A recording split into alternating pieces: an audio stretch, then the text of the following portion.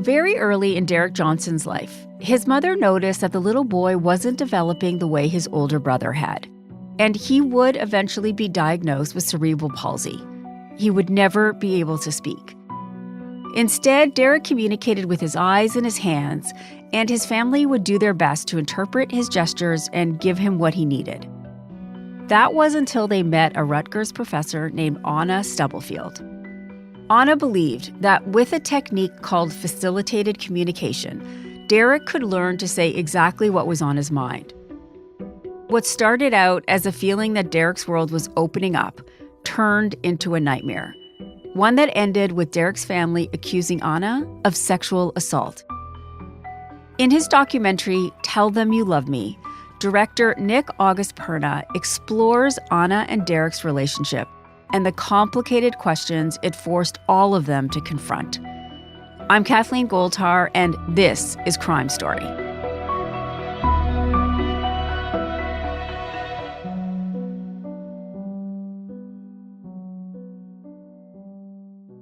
So tell me about Anna Stubblefield. Who was she before she met Derrick? Anna was the chair of the philosophy department at Rutgers University in Newark. She had grown up around disability. Her mother was she was an expert in the field and one of the pioneers of this method, facilitated communication, among many other things. And Anna grew up around that with people with a range of disabilities, physical, intellectual, everything. So she was interested in it her whole life. She decided to become a professor, but there was not many disability studies fields at the time that she was getting her PhD. So she ended up focusing on race. And she wrote a book that was kind of her thesis called Ethics Along the Color Line. And it wove disability into the conversation about race and dismantling white supremacy. And she kind of discovered that after she did that, the disability community was very embracing of what she had to say, whereas the African studies, race studies community was less open to what she had to say. So she kind of gravitated more to disability studies and tried to weave that into her philosophy classes. And that's where Johnson, Derrick's brother, met her, was as a student in one of her classes at Rutgers. And so I'm going to get to that, but one of the things I just wanted to focus a little bit of attention on is the way she saw disabled people was, I don't want to say different because I don't know what everybody saw them as, but she didn't other them at all. And she really did feel as though, I felt like there was something quite impressive or dignified, very dignified in the way that she saw disabled people and what she thought that through the right kind of communication we could get from bridging that gap. Totally. I mean, I think that one of the sort of very interesting parts of the story, I think for me and I think for the viewer, is that Anna's teaching us a lot as we go, right? Especially in the first half of the film. She's sort of, along with the help of this woman, Deva Kasnitz, who's in the film, who is herself, she has a lived disability that is, impairs her speech pretty severely, but she has a PhD in anthropology and numerous other things. The two of them are kind of, taking us through this other paradigm, which is very simple, really, which is when somebody is, no matter how severely physically disabled they are, it most of the time has very little to do with intellectual ability. There's no reason to assume that somebody with cerebral palsy has any intellectual disability at all. When I met Derrick, I'd been told he had cerebral palsy, and that was all. He walks, he needs to hold on to somebody's arm, have a little support. He can focus his gaze, but his eyes kind of go off, his head turns. If you're not used to that, we see that as signs of lack of intelligence. I've seen enough people like that in my life to know that that's simply not true, so I don't register things that way. And I think that even just that as a starting point for people is kind of, it's cutting edge, in terms of the perception of this stuff. So, and she grew up in that paradigm. So she approaches everybody with a presumption of ability, right? So you presume competence as opposed to presuming incompetence, which is frankly what I think they would say most people do. And maybe that's changing very slowly, but that's really still the paradigm we kind of live in, right? I mean, Deva Kasnitz and we had a African-American artist and activist who was a consultant on the film who has cerebral palsy as well, lives in San Francisco. He, gets around in a wheelchair, and both he and Deva told me that, people treat them daily, like they're either homeless or children. It's appalling to hear their stories. It's not a judgment on my part. I think we as a culture just need to kind of like get there.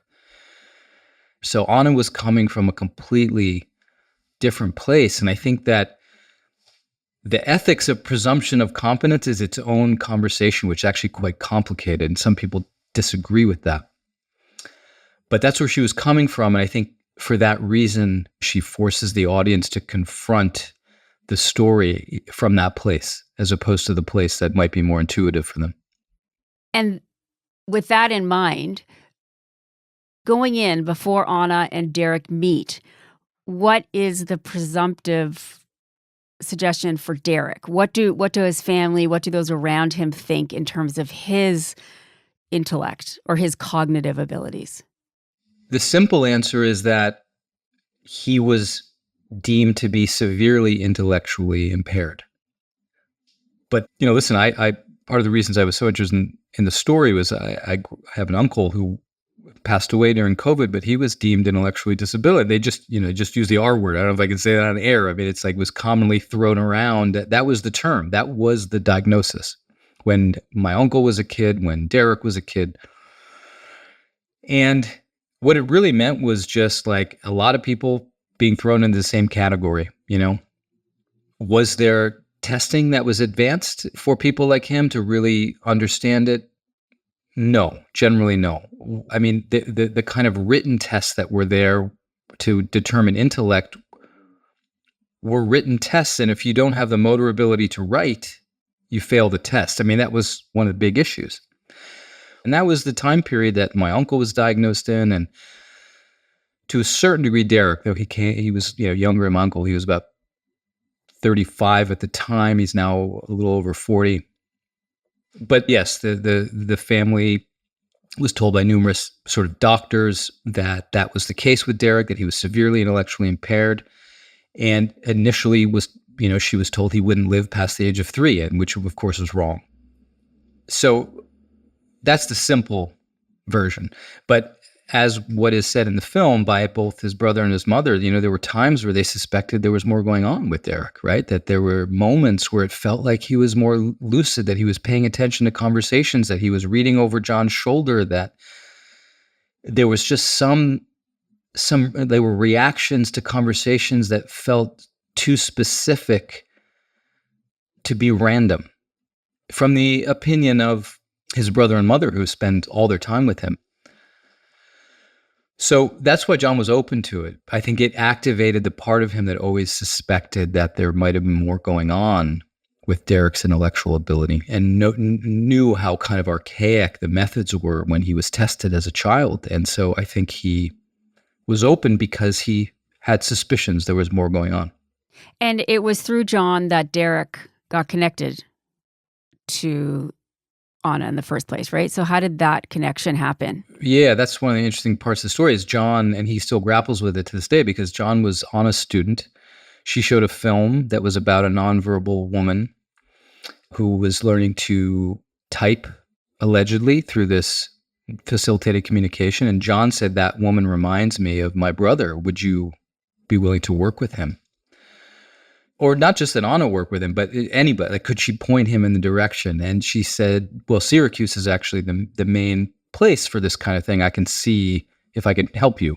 So she wasn't throwing herself at his feet at that point. It was really like, sure, I'll help you. Let me help you look into it. But going to Syracuse, there was a cost element to it. There was a time element to it that John or his mother just didn't have at the time. So after they visited that idea and determined it didn't make much sense, that's when Anna said, I could see what I can do. And what does she start to do with Derrick then? So they start to work together. So tell me at the beginning. And it is very clear at the beginning, you make it very clear that it really was an innocent, professional, academic exercise for Anna. Yeah. She did what she knew how to do at that point, and with the help and support of some people who were, more sort of qualified than her in this, she went through the sort of basics of what she considered an assessment of his ability to read and write. That was the first thing. And so this idea of presumption of competence is you kind of assume someone can read and write until proven otherwise. So what she did was she would start with pictures and just get a sense that he had the ability to sort of recognize pictures, that he could see them okay, and that he could point to the pictures that she said, point to a picture of a kitchen sink, point to a picture of Obama, It was presuming that he was intellectually capable and that he was literate. It was trying to get a sense of his motor ability so that she could then understand what the next part of the work together was going to be, how much support he was going to need to be able to read, write, type. Just seeing how far he could stretch his arm out. Did he need them to be in a different position? How much support did he need? Which gets into what facilitated communication is, right? And the idea is that a facilitator is supporting a person, a nonverbal person who has severe motor disability, supporting their wrist or elbow, forearm, shoulder, so that they can type on a keyboard. And I just want to quickly paint a picture so people understand it. So she sits beside him, or anybody facilitating this, holding his wrist or his hand. The supporters of it say they don't move the hand. They don't encourage what they're going to say. And then they type on sort of what looks like an old-fashioned like game keyboard with like a very small LED screen that sort of displays the words and then eventually the sentences and anything else. Correct. Yeah. So that device is called the Neo, and that's what they eventually use. But, the level of support he needed to do that was a lot, right? I mean, she was like holding his hand and this kind of thing. What she alleges that the idea is to actually push back on the hand as opposed to pushing it forward. You're providing resistance as opposed to guiding it. This is what she would say, so that he feels grounded, right? If you when you see the film and you see Derrick's motor disability, he doesn't always have control over his hands or even his head, right? His neck will crane. He'll look up at the ceiling for a little bit. His hands are a little bit kind of floaty. And he has his own kind of dance that he does because of his neurology, right? And so it's to kind of anchor that. And so what happens is it starts out quite slowly, but within time, it starts to seem as though Derrick has an intellect that has been hidden, and he is a brilliant young man who has a lot to say and who is able to communicate through this to the point where he actually starts taking university courses. Correct. And what's fascinating is to look at the Neo, this typing device, records everything that is put into it. And, looking through the pages and pages and pages of transcript over the course of 2 years, 2.5 years was actually the full length of their time together. And it's important to remember, right? It's not like this happened over 2 weeks. So when you look at the transcript, it starts off as like single letters that you're not sure what question he's answering. And then it becomes, the word Y for yes, the word N for no. And then it becomes like a misspelled word. And then the misspelled word turns into a sentence that's kind of put together in a way that you have to think in order to make it out, but it kind of starts to make sense. And then that becomes a paragraph, and that becomes what eventually, after a couple of years, looks like quite vivid writing. And he was doing coursework at Rutgers, not in her class, but a class that she signed him up to audit. And that's a very interesting detail of the case, because she was not in the class with him. And so there's a student that is actually doing the work with him for the class. And that's like the one other I guess, I don't know if you want to call it an alibi in this case, but the one other person that claims to have been able to type with Derrick. And certainly it complicates the story, which we have to get to. But he also, I mean, it goes beyond an academic journey for Derrick. He even at one point asked to be called a different name. At that point, Daisy had stepped outside the room. And I said, you know what, it's occurring to me that I never actually asked you what you like to be called. Your brother told me your name was Derrick, and you came in and I've been calling you Derrick. Tell me, what do you want me to call you? It's kind of a big moment in the film. He has to be called the spelling of it is D-M-A-N. And according to Anna, his mom said, oh yeah, that's what his old teacher used to call him. It was a nickname he had. And so it went from being D-man to Anna saying demand. And so she called him that from there on out. And it became a real point of like, if you called him Derrick, it was almost like, what do they call it? Like dead naming, or, for like Right, the trans community. yeah. It was almost like Yeah. offensive or something, right? How did the family, I mean, what you really paint, at least in the first half of this movie or the documentary, is somebody who has been locked in and has been given this ability to say what they want, who they are, pick their name, do all that stuff. How did that go over with his mom and his brother? Like, tell me about that at the beginning when things were still good.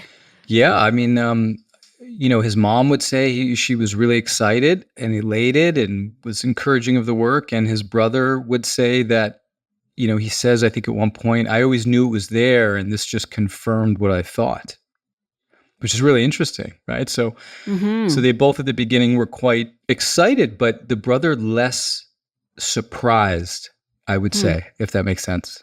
Yeah. The relationship that you show between Derrick and his brother is so sweet, and not something you often see one disabled grown man and one, he's a big guy. Yeah. John was a big guy, and the sweetness between them is something that was really quite lovely to watch. Yeah. It was really, and it's interesting that we talk about Anna being the person who doesn't presume anything, but John had no presumptions with his brother either. Like, it really was clear that he saw his brother as an individual whom he loved dearly. Yeah.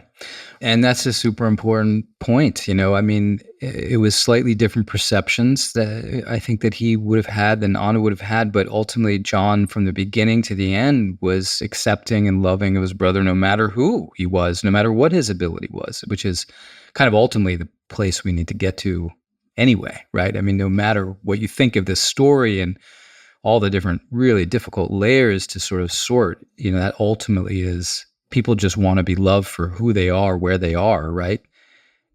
And that's the lesson. That's the takeaway of no matter what you think happened between Anna and Derrick, I think. Well, let's jump to that because that shifts everything. So there is a point where the brother and mom don't know this, but tell me about how their relationship shifts. So I think it was after about a year and a half. The way Anna tells the story is, and there's, transcript for much of this, no, not all of it, which is that they expressed interest in each other.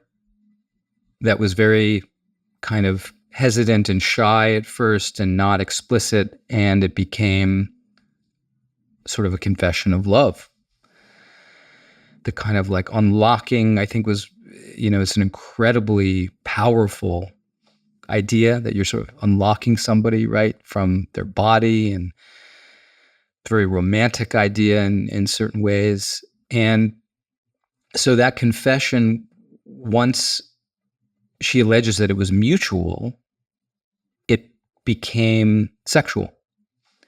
And it wasn't right away, but that did happen. And then at a certain point, the way she tells the story is that Derrick had expressed interest to live independently.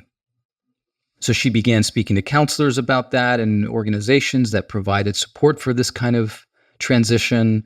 She was very transparent with John and their mom about it.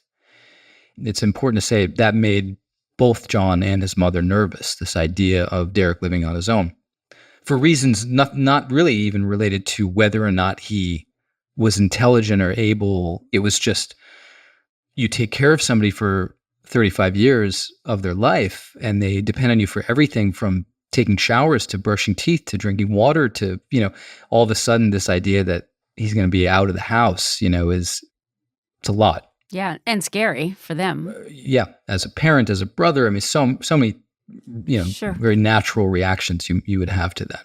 So they called a meeting to meet on Memorial Day of 2012.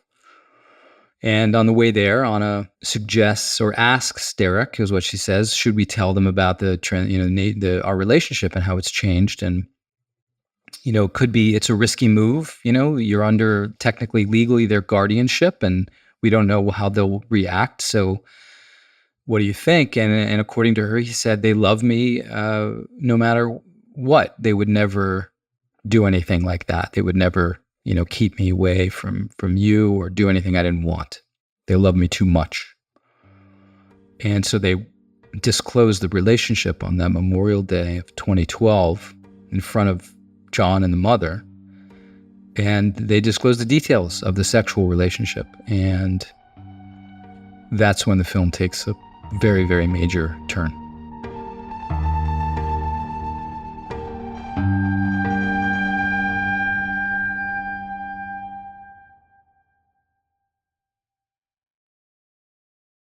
So Anna tells John and Daisy that they've become intimate, right? And the family doesn't react well, basically. No, I mean, to put it bluntly. Yeah, it's one of the most interesting parts of the film because from Anna's perspective, they did. Like, she walked away that day thinking, oh, that went way better than I thought. Because I think their reaction in the moment outwardly was sensitive and sort of patient, understanding. John asked, did you use protection? There were sort of practical things that he wanted to know because it was shocking news, but you're trying to process it in real time. So I think the immediate conversation from Anna's perspective went very well. And then the next day she got a call from John, said, we need to talk. And it turned out it was much more than them just being sort of slightly nervous or displeased. It turned into, we don't want you ever to see him again. And, Anna becomes a bit of a desperate woman who is in love and confused and sort of heartbroken and filled with anxiety about losing this person in her life, worried for him that, she's become someone that's, in her view, so important to him that now all of a sudden she's just not going to be in his life suddenly from one day to the next. How would he react? Is he going to be okay? And so it's a process from that point on of her trying to sort of get access to him and sort of being denied access to him. They gave her many sort of chances in their view to sort of just stay away, and she didn't respect those boundaries in their view. And that's when they ultimately took the steps of, charging her. And her life blew up, right? I mean, she was married, right? That's an important detail. She was married. She was married. She lost her marriage. And I want to, before I get to even their suspicions around facilitated communication, which obviously is huge around this, there was also an issue of race, which is interesting with her too because of her background. So John, Derrick, and his mother, they're Black. Anna is white. And John does a really good job of explaining how the race element factored into it for him. Can you tell us about what he said? Yeah. Well, he says, there was numerous times, after the first year or so of Derrick and Anna working together where she would report that he was claiming to kind of desire different things than they were used to, whether it was like wanting a glass of wine instead of a glass of beer, or there's a very memorable moment where he expresses the desire to hear classical music on the car ride together on the way to one of these conferences instead of gospel, which is what his mom always played. And John and his mom would claim that Derrick loved gospel. He danced to it all the time. He danced to it in church. He danced to it in the car. So why would he all of a sudden not want to hear gospel? And what John describes is Anna's kind of the way that she handled that was to say, he's a grown man. He has his own interests. You have to cut the apron strings. Like, you're essentially suffocating him. How am I going to cut my apron strings when Derrick cannot walk, talk, or do anything on his own? See, that's where you're wrong. Derrick can do it. You're opening up a whole new world for him. And the way that that resonated with John was he describes growing up in a single-parent household and how there was a huge taboo around that in the 80s, especially when he was growing up. And there was this criticism of like, Black mothers can't raise kids on their own, and all of these sort of societal ills in the Black community was because of single parent households. And there were articles written about it, some of which I show in the film. All of these things that Anna was totally aware of and had studied. That's what's kind of fascinating. She was super aware of that dynamic, but for her, the disability of it, kind of trumped the sensitivity around race. I'm not, to this day, to be honest with you, am even sure that the idea of race crossed Anna's mind. And now you could say that there was latent, things going on, but I'm not actually convinced she had any conscious thoughts about the way that she was talking to them. I also have no doubt that it probably came across in a pretty unpleasant way from John and his mom's perspective. Yeah, a bit of a white savior complex too that went into that a little Correct. bit. Yeah. Correct. Yeah, exactly. And then getting to the facilitated communication, John himself is a PhD. Like, he's a very academic person himself, and through his research, he starts to become very suspicious of this facilitated communication. What does he start to figure out? Or this is a controversial idea. Yeah. So can you tell me about what he starts to figure out and where he starts to think like, yeah, this is where it went off the rails? Yeah. So after the disclosure on that Memorial Day, they were kind of scratching their head, wondering how it got here. And he would claim that he was already kind of having doubts about the method because he and his mom never succeeded in facilitating with Derrick, which was always a little confusing, right? Like, why can she do it and why doesn't he want to do it with us? And so, after the disclosure on Memorial Day, started to revisit that skepticism. This is his side of the story. And he stumbled on a Frontline, which had been done in the early 90s, almost just, 2 years after facilitated communication made it into the United States. Frontline investigates facilitated communication, the theory, the practice, and the controversy. 2 years later, Frontline was already doing a piece that was kind of, in its view, debunking the method. Tonight on Frontline, Prisoners of Silence. And the main revelation of the Frontline piece was that many times facilitators, without even realizing it, were guiding the hands of the person they were facilitating, and therefore authoring the messages themselves without even realizing it.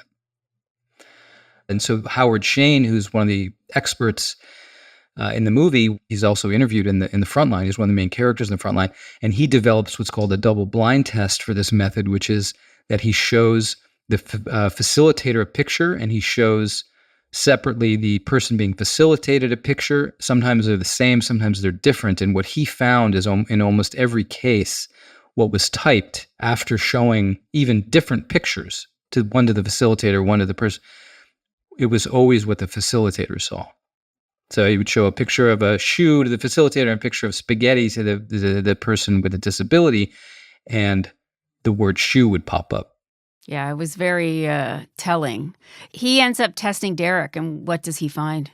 He finds that everything that he sort of was able to assess, and I think he spent about 3 hours with him and his family, was that all the records from Derrick's childhood, which were, pretty basically written, but in terms of his intelligence, everything was essentially true in his view.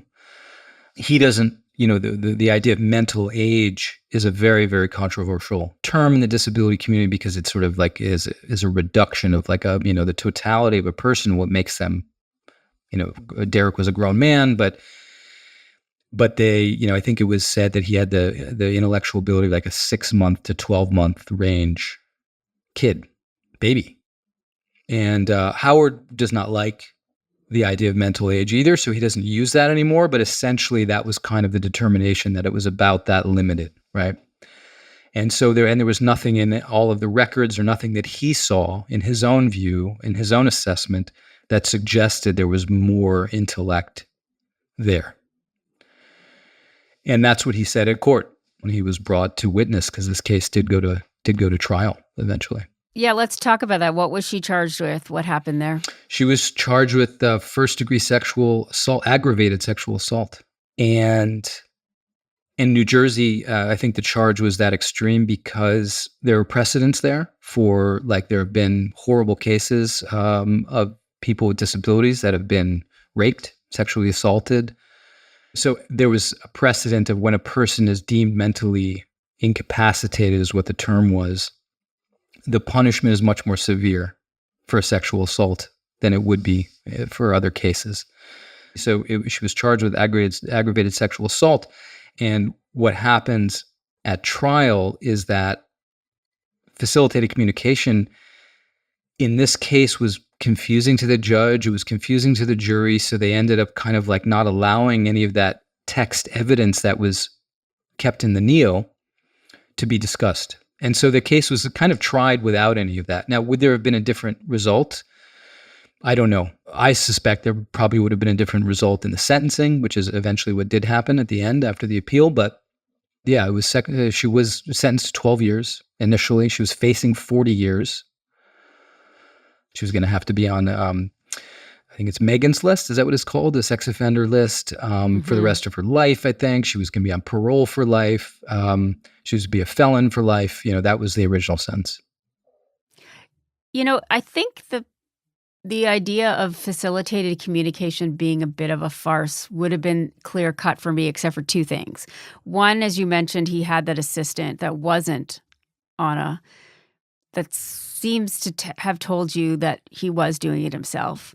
And then you have Deva Kasnitz, yeah. Deva Kasnitz, who herself is a disabled professor who has some positive things to say, both about Anna, because she knows her, and facilitated communication. So where do you land in all of this? Like, taking into account everything that you have, everybody you spoke to, what do you think? I'm going to answer this in a 3-part way. Okay. The first answer is going to be annoying, but I'm going to stand by it. And the other two will be interesting, I hope. The first answer is that in regards to Sharonda Jones, who was the student that assisted him in class, that really was about one thing, which was he communicating or not with this keyboard? And I wasn't there. I have some opinions about what might have happened, but I'm not going to say them. And the reason is this, because when I was in grad school, I had a Russian directing teacher who used to show us photographs, and we just look at photographs all day long, and we would talk about them, what made them great, what made them less interesting, more interesting. And there was one lesson where he showed us a picture that was like perfectly composed, but there was like a cigarette butt that was thrown out in the frame somewhere in the foreground. And he was like, why did they leave the cigarette butt in the frame? They had a perfect picture. And everyone was like, I don't know. Yeah, why would they do that? And he said, because that makes it more beautiful. Because it's an element that destroys the composition that would otherwise be perfect.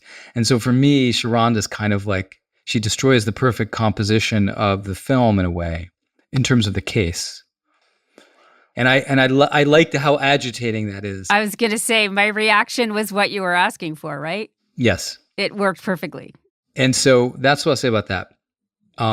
The second thing is Deva Kasnitz, who provides, in my view, more of a Greek chorus like overview of disability, and sort of helps, as I said earlier, to teach people about the paradigm of disability and the ways to think about it.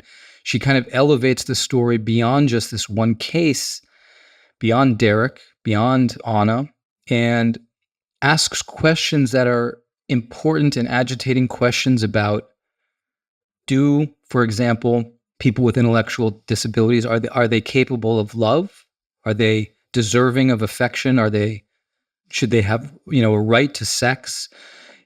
Is the reason why, because many people were quote unquote disgusted with Anna, right? The jury was kind of disgusted with her in quotes. Deva would ask, why are you disgusted and why are you judging the case this way? If it's because you don't believe that a person like Anna could ever fall in love with somebody like Derrick, that's not an okay reason to judge the case that way. And I suspect that way more people are judging it that way than even they would admit to themselves. How could you fall in love with, quote unquote, that? Which was something that was said, right, at the time. It's true. I mean, I'm not saying that I had that, God forbid I would think that way, but I was battling my own. Sure. It was more like the consent issue for me, and then why I was bumping up against the consent issue, because I was like, it's an assumption on my part that there's a consent issue, and I had to ask myself why I was having that uncomfortable feeling. Totally. Yeah, I mean, it really does. It's such a complicated story you've told in that way, to pay attention to yourself and ask, why am I uncomfortable with that relationship? I think I have no judgment about, like people, like, I get it. It's complicated. It's not an experience people are used to thinking about. And that's sort of the point of it. And it gets into just like the human nature parts of like, what do we bring to every story? What are we projecting of ourselves onto stories?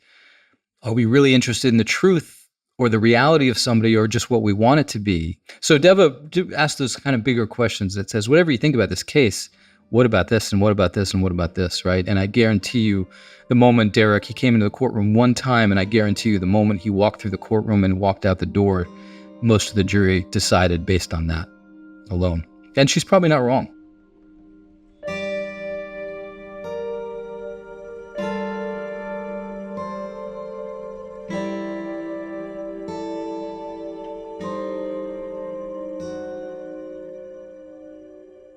Lastly, I want to ask you about Anna. You get her to talk to you, which at the beginning I think is not a big deal. You start with her. But once the story starts to unfold, I'm really quite surprised that she even agreed to do this. And she's quite open with everything. Yeah. I mean, she even is very detailed about the kind of sex they had, how they had sex. How did that happen? I mean, were you surprised that she talked to you? How did you convince her?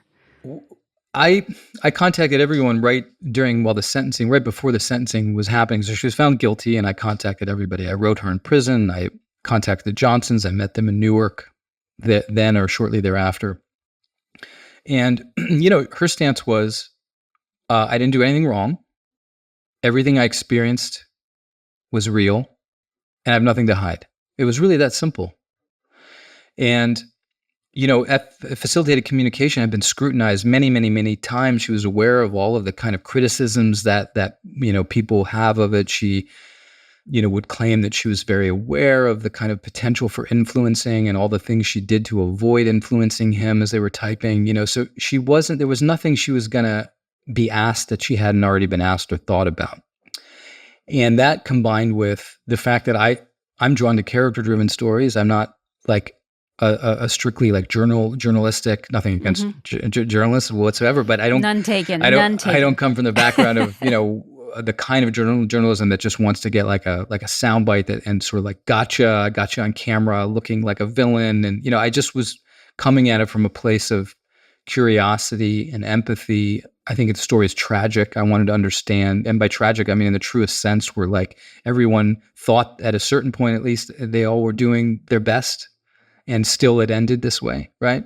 They all, like, the good intentions across the board doesn't necessarily mean you avoid tragedy. I think good intentions make things much more tragic. Yeah, I agree. Lastly, though, you told me you went into this, you had an uncle who was disabled. You obviously were engaged in this conversation and you had really thought about it. But did it change you making this in any way? Did you find that you had a shift inside you when you finished it or was working through it? I had a shift about, I think I can say that I think that whatever you think about facilitated communication, every case is not the same. They're all very different, but I don't think it's personally an appropriate method to be used in such a mainstream way. Now, it's not so mainstream, it's fringe, but just as a kind of, it's too troublesome. It's too troublesome. That's just how I feel. I get the intentions behind people doing it, I think are, for the most part, very good. And I've met some incredible people in that community. But I just don't think it holds up in the way that you need to for a scientific method and for something to be used widely. But really, it's the kind of story that, like in any good story, it maybe resolves one thing, but then opens up a whole new set of dilemmas and questions. And I still feel that way. And that's just the kind of nature of the story. It just keeps because you close the door on one thing, and if you're not careful, you're closing the door on much more than what you want to be closing the door on, right? Like if you determine, he wasn't, he wasn't typing, that doesn't mean he's not capable of anything. It doesn't mean that all these other questions go away. It doesn't mean he's not feeling something. We don't know what he experienced. That's the mystery. Yeah. You don't know what he actually experienced. And for me, that's the most important sort of probing heartbeat of the film is, what did Derrick experience? That's why I end the film on him. Well, Nick, it was great. Your work was really smart and it was really thought-provoking, and I really appreciate you giving me the time that you're giving me now. Thanks. It was great to be here. Great questions. Really smart conversation. So I appreciate that from you. Okay, thanks, Nick.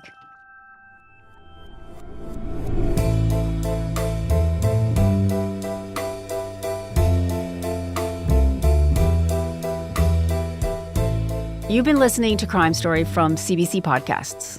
We release a new episode every Monday, so please remember to follow the show in your podcast app. You can get our next episode a week early on CBC Podcasts' YouTube channel or by subscribing to CBC Podcasts' True Crime channel on Apple Podcasts. In addition to early access, subscribers to our True Crime channel also listen ad-free. Crime Story is hosted by me, Kathleen Goldhar. Our producers are Nikki Manfredi and Mitchell Stewart. Sound design by Julian Uzielli and Mitchell Stewart. Our senior producer is Kate Evans, our video producer is Evan Agard, and our YouTube producer is John Lee. Audio sourced from Netflix and PBS. Executive producers are Cecil Fernandez and Chris Oak. Tanya Springer is the senior manager of CBC Podcasts, and Arif Noorani is the director of CBC Podcasts.